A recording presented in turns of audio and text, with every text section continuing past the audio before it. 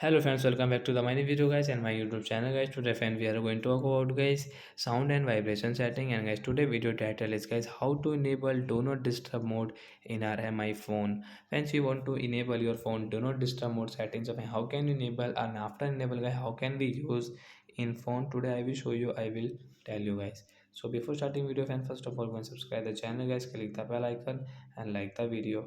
So friends, now let's see guys how can we enable do not disturb mode setting and how can we use it. So first of all guys, we will on guys our phone setting guys.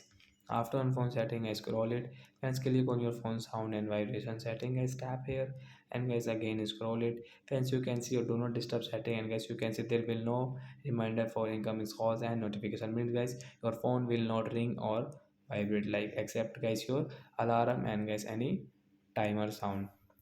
So we will click on the right side icon guys, tap here to enable it. After enable guys you cannot use, means your phone call setting guys, your phone will not ring or like notification dong will off, and friends you can see the status bar will show the moon icon guys. So like that guys we can enable guys do not disturb setting and we can use it. So that's it guys, bye.